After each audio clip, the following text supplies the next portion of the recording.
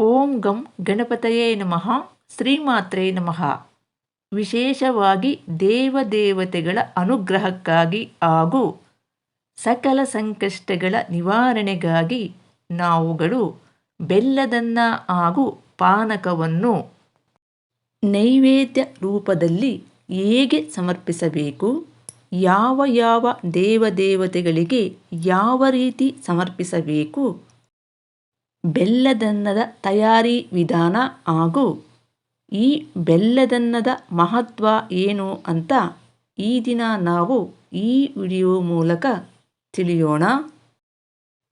ಮೊದಲನೇದಾಗಿ ನಾವು ನೋಡುವುದಾದರೆ ಶ್ರೀ ಮಹಾಗಣಪತಿಗೆ 22 ದಿನಗಳ ಕಾಲ ಪೂಜೆಯನ್ನು ಮಾಡಿ ಪ್ರತಿದಿನವೂ ಕೂಡ ಬೆಲ್ಲದನ್ನವನ್ನು ನೈವೇದ್ಯ ಮಾಡಿ ನಂತರ ಹಸುವಿಗೆ ಕೊಟ್ಟು ಉಳಿದ ಪ್ರಸಾದವನ್ನು ಮನೆಯಲ್ಲಿನ ಸದಸ್ಯರೆಲ್ಲರೂ ಕೂಡ ತಿಂದರೆ ನೆನೆದ ಕಾರ್ಯಗಳು ಅನ್ನೋವು ಬಹಳ ಬೇಗ ಈಡೇರುತ್ತವೆ. ಎರಡನೇದಾಗಿ ನಾವು ನೋಡುವುದಾದರೆ ಬೆಲ್ಲದ ಅನ್ನವನ್ನು ಸರಸ್ವತೀ ದೇವಿಗೆ ನೈವೇದ್ಯ ಮಾಡಿ ಚಿಕ್ಕ ಮಕ್ಕಳಿಗೆ ಹಂಚಿದರೆ ನಮ್ಮಯ ಸಮಸ್ತ ಕಾರ್ಯಗಳಲ್ಲಿ ಹಾಗೂ ವಿದ್ಯಾಭ್ಯಾಸದಲ್ಲಿ ಜ್ಞಾಪಕ ಶಕ್ತಿ ಅನ್ನೋದು ಹೆಚ್ಚಾಗುವುದರ ಜೊತೆಗೆ ಉತ್ತಮ ಫಲಿತಾಂಶ ಅನ್ನೋದು ಬರುವುದು. ಮೂರನೇದಾಗಿ ನಾವು ನೋಡುವುದಾದರೆ ಶ್ರೀ ಲಕ್ಷ್ಮೀ ನರಸಿಂಹ ದೇವರಿಗೆ ಬೆಲ್ಲದನ್ನದ ನೈವೇದ್ಯ ಮಾಡಿ ಯಾರಾದರೂ ಹಿರಿಯ ದಂಪತಿಗಳಿಗೆ ಪ್ರಸಾದವನ್ನು ಕೊಟ್ಟು ಉಳಿದ ಪ್ರಸಾದವನ್ನು ಮನೆಯಲ್ಲಿ ಇರುವಂತಹ ಎಲ್ಲರೂ ಕೂಡ ತಿಂದರೆ ಮನೆಯನ್ನು ಕಾಡುವಂತಹ ಸಮಸ್ತ ದುಷ್ಟಶಕ್ತಿಗಳು ಅನ್ನೋವು ಕೆಲಸ ಮಾಡದೆ ಹೋಗುತ್ತದೆ. ಹಾಗೆಯೇ ಮಾಟ ಮಂತ್ರ ಅನ್ನೋದು ಕೂಡ ಆ ಮನೆಯಲ್ಲಿನ ಸದಸ್ಯರ ಮೇಲೆ ತಟ್ಟುವುದಿಲ್ಲ. ನಾಲ್ಕನೆಯದಾಗಿ ನಾವು ನೋಡುವುದಾದರೆ ನವಗ್ರಹಗಳ ಹೋಮದಲ್ಲಿ ಹಾಗೂ ಪೂಜೆಗಳಲ್ಲಿ ಇಡೀ ಬೆಲ್ಲದ ಅಚ್ಚನ್ನು ಪಾನಕ ಮಾಡಿ ಬ್ರಾಹ್ಮಣ ದಂಪತಿಗಳಿಗೆ ಕೊಟ್ಟರೆ ನಮ್ಮಯ ಸಮಸ್ತ ಕಾರ್ಯಗಳು ಅನ್ನೋವು ಬಹಳ ಬೇಗನೆ ಈಡೇರುತ್ತವೆ. ಐದನೇದಾಗಿ ನಾವು ನೋಡುವುದಾದರೆ ನವಗ್ರಹ ತಾಂಬೂಲದಲ್ಲಿ ಬೆಲ್ಲದನ್ನವನ್ನು ಇಟ್ಟು ಪೂಜೆಯನ್ನು ಮಾಡಿ ಜೊತೆಗೆ ಬೆಲ್ಲದನ್ನವನ್ನು ನೈವೇದ್ಯ ಮಾಡಿ ತಾಂಬೂಲದೊಡನೆ ದಾನ ಮಾಡಿದರೆ ನಮ್ಮಯ ಕಷ್ಟಗಳು ಅನ್ನೋವು ಬಹಳ ಬೇಗನೆ ನಿವಾರಣೆಯಾಗಿ ಸುಖವಾಗಿ ಇರುತ್ತೀರಾ. ಆರನೇದಾಗಿ ನಾವು ನೋಡುವುದಾದರೆ ಶ್ರೀ ಲಕ್ಷ್ಮೀನಾರಾಯಣ ದೇವರಿಗೆ ಬೆಲ್ಲದನ್ನವನ್ನು ನೈವೇದ್ಯ ಮಾಡಿ ಪ್ರಸಾದವನ್ನು ತಿಂದರೆ ದಾಂಪತ್ಯದಲ್ಲಿನ ವಿರಸಗಳು ಜಗಳಗಳು ಅನ್ನೋವು ನಿವಾರಣೆಯಾಗುತ್ತವೆ. ಏಳನೇದಾಗಿ ನಾವು ನೋಡುವುದಾದರೆ ಶ್ರೀ ಧನ್ವಂತರಿ ಹಿಮದಲ್ಲಿ ಬೆಲ್ಲದ ಅನ್ನದಿಂದ ಹೋಮ ಮಾಡಿದರೆ ಸರ್ವ ರೋಗಗಳು ಅನ್ನೋವು ನಿವಾರಣೆಯಾಗುತ್ತದೆ.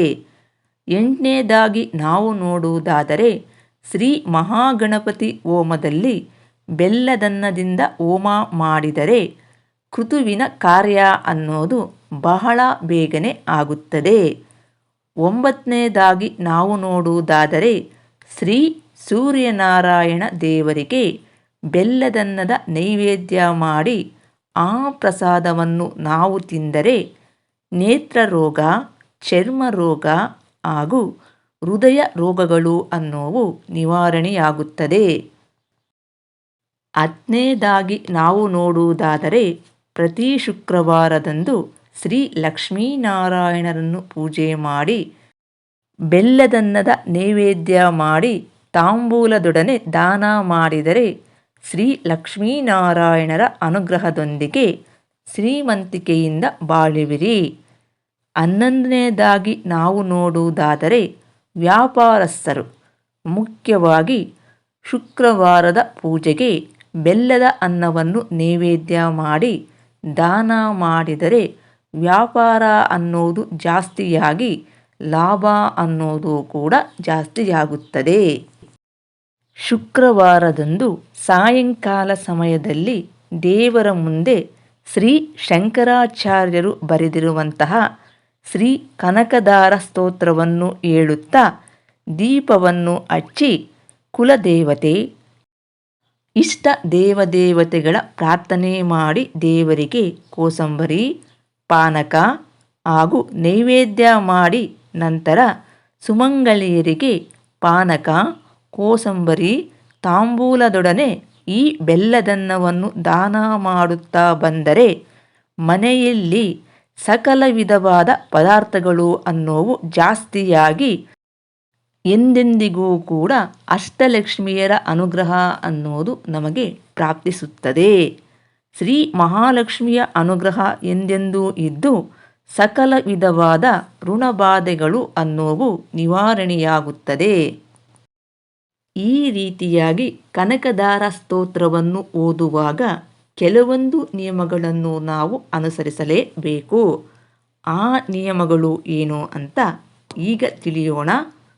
ಮೊದಲಿಗೆ ನಾವು ನೋಡುವುದಾದರೆ, ಕನಕದಾರ ಸ್ತೋತ್ರವನ್ನು ಓದುವಾಗ ಯಾವುದೇ ಕಾರಣಕ್ಕೂ ಕೂಡ ಪೂಜಾ ಕಾಲದಲ್ಲಿ ಕಪ್ಪು ಬಟ್ಟೆ, ನೀಲಿ ಮಿಶ್ರಿತ ಬಟ್ಟೆ ಹಾಗೂ ತುಂಬ ಗಾಢವಾದಂತಹ ಕೆಂಪು ಬಣ್ಣದ ಬಟ್ಟೆಗಳನ್ನು ಹಾಕಿಕೊಂಡು ನಾವು ಪೂಜೆ ಮಾಡಬಾರದು.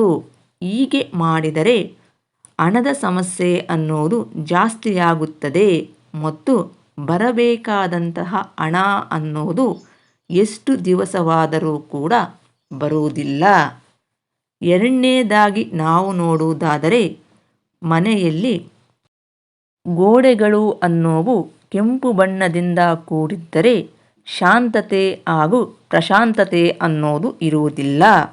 ಮೂರನೇದಾಗಿ ನಾವು ನೋಡುವುದಾದರೆ, ರೇಷ್ಮೆ ವಸ್ತ್ರವನ್ನು ತೊಟ್ಟು ಶ್ರೀ ಕನಕದಾರ ಸ್ತೋತ್ರವನ್ನು ಓದಿ ಕುಲದೇವತೆಯ ಪೂಜೆ ಮಾಡಿದರೆ ನಮಗೆ ಎಂದೂ ಕೂಡ ಹಣಕಾಸಿನ ಸಮಸ್ಯೆ ಅನ್ನೋದು ಬರುವುದಿಲ್ಲ. ನಾಲ್ಕನೇದಾಗಿ ನಾವು ನೋಡುವುದಾದರೆ, ಗಂಡಸರು ತಮ್ಮಯ ನಿತ್ಯ ದೇವರ ಪೂಜೆ ಕಾಲದಲ್ಲಿ ಶ್ರೀ ಕನಕದಾರ ಸ್ತೋತ್ರವನ್ನು ಓದುತ್ತಾ ಬಂದರೆ ಎಂದೂ ಕೂಡ ಅವರು ಸಾಲಗಾರರು ಆಗುವುದಿಲ್ಲ.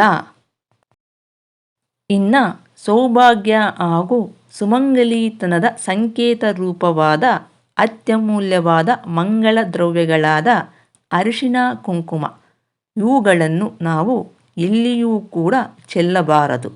ಇದರಿಂದ ಕೆಡುಕಾಗುತ್ತದೆ ಎಂಬುದು ತೊಂದರೆಯ ಮುನ್ಸೂಚನೆಯಾಗಿರುತ್ತದೆ. ಅತ್ಯಂತ ಪವಿತ್ರವಾದ ವಸ್ತುಗಳು ಹಾಗೂ ದೈವಾಂಶವಿರುವ ವಸ್ತುಗಳು ನಾವುಗಳು ಸೂಕ್ಷ್ಮ ರೀತಿಯಲ್ಲಿ ನೋಡಿಕೊಳ್ಳಬೇಕು.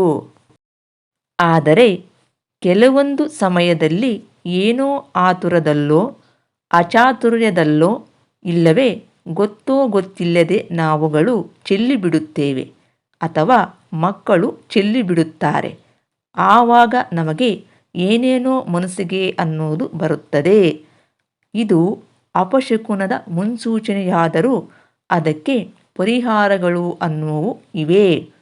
ಅದು ಏನು ಅಂದರೆ, ಗೊತ್ತಿಲ್ಲದೆ ನಾವು ಮಾಡಿದ ತಪ್ಪಿಗೆ ಖಂಡಿತ ಪರಿಹಾರ ಅನ್ನೋದು ಇದ್ದೇ ಇರುತ್ತದೆ. ಅದು ಏನು ಅಂದರೆ, ದೇವಿ ದೇವಾಲಯಕ್ಕೆ 6 ವೀಳ್ಯದೆಲೆ ತಾಂಬೂಲದೊಡನೆ ಅರಿಶಿನ ಕುಂಕುಮವನ್ನು ಸಂಕಲ್ಪ ಮಾಡಿಕೊಟ್ಟು ದೇವಿಗೆ ಅಭಿಷೇಕ ಮಾಡಿಸಬೇಕು. ಆ ದೇವಿಗೆ ಅಭಿಷೇಕವನ್ನು ಅರಿಶಿನ ನೀರಿನಿಂದ ಮಾಡಿಸಿದರೆ ಅಥವಾ ಅರಿಶಿನದ ಅಲಂಕಾರವನ್ನು ಮಾಡಿಸಿದರೆ ನಾವು ತಿಳಿಯದೆ ಮಾಡಿದಂತಹ ಪಾಪದೋಷ ಅನ್ನೋದು ನಿವಾರಣೆಯಾಗುತ್ತದೆ. ಸದ್ಯಕ್ಕೆ ಈ ವಿಡಿಯೋನ ಇಲ್ಲಿಗೆ ಮುಗಿಸಿ ಮತ್ತೊಂದು ವಿಶೇಷವಾದ ಮಾಹಿತಿಯೊಂದಿಗೆ ಇನ್ನೊಂದು ವಿಡಿಯೋದಲ್ಲಿ ಮತ್ತೆ ನೋಡೋಣ. ನಮಸ್ಕಾರ.